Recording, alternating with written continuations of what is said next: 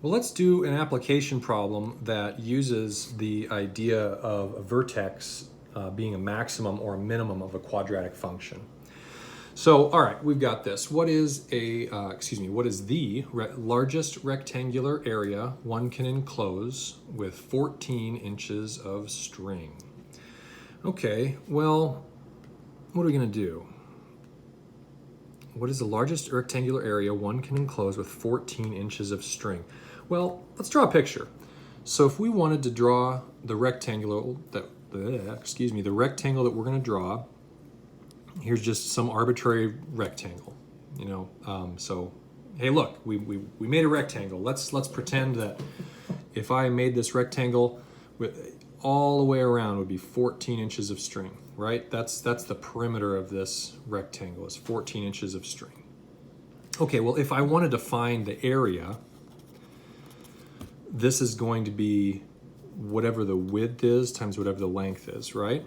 Length times width. We know that's the area of a rectangle, right?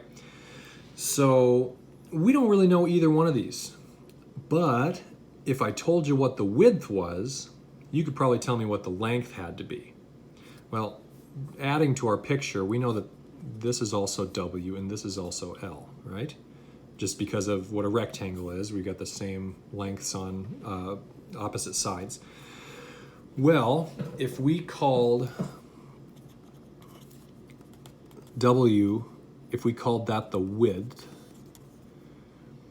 then we can say what the length is in terms of that, right? L would have to be, what would L have to be? Well, we've got our original 14 inches of string, and we want to know how much is left for these two. Well, if I take my original 14 inches all the way around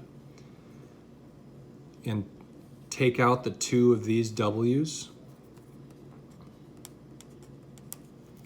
that's how much is left for both of the lengths, right? So my all the way around is 14 inches, and I take out one W and I take out another W, and that's what I've got left for these both, right? So we've got 14 total. We took out our two widths, and now we have to divide that by 2 because there are two lengths, right? So the total amount left after we make our width would be this, and then we need to split that in half to get our length. Well, we can simplify that, right? So this is 7 minus W. Okay, so now we're on a roll here. So we've got area is length times width. If I say that W is my width, then we can express L using width. So I can say the area in terms of width is going to be whatever the length is, that's the length, times the width, which is just W. Okay, and we can multiply this out, so we got 7W minus W squared.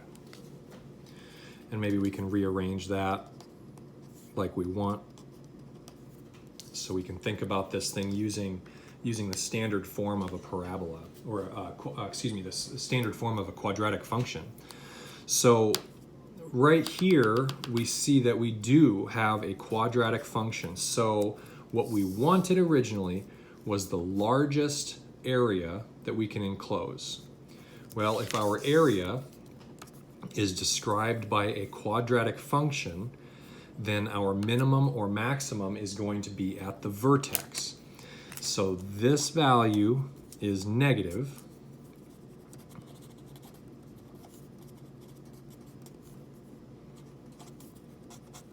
That tells us, right, it's less than 0. So that tells us that the parabola, if we were to draw a picture of it, it opens down.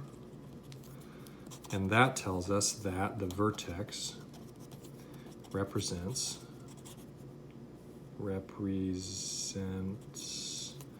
a maximum, right? Because we know that it's got to look like this. Well, to solve our problem now, this has become just a matter of finding what the vertex is, right? Let's go and maybe grab another sheet. All right, so we know our vertex represents our maximum. So let me just write what we've got here. A of W is negative W squared plus 7W. Okay, so we can find the vertex. Just a little aside, we know that we can find this vertex in a couple of different ways.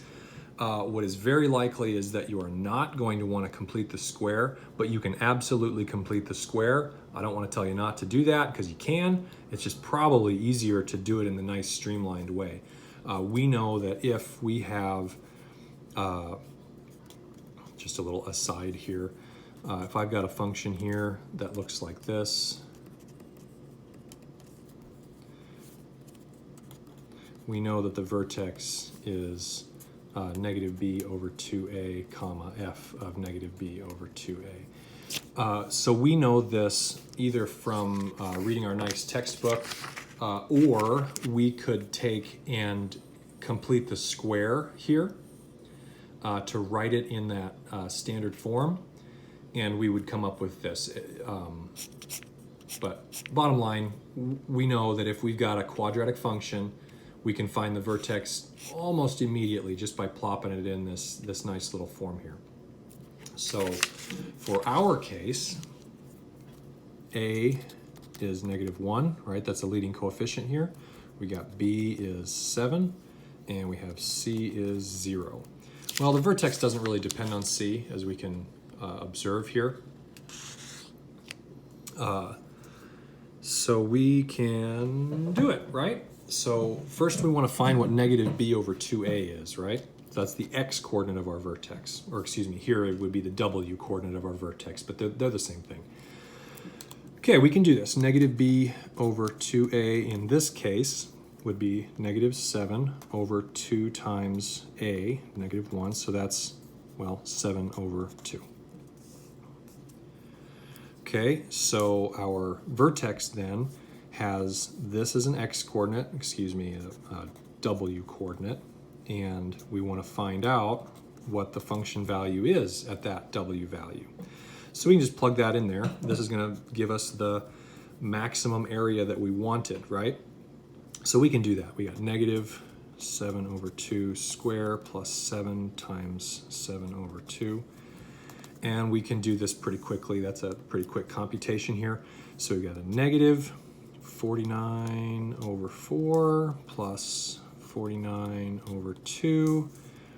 Okay, so now we want a common denominator. We're going to multiply both the top and the bottom by 2, and we'll get 98 over 4.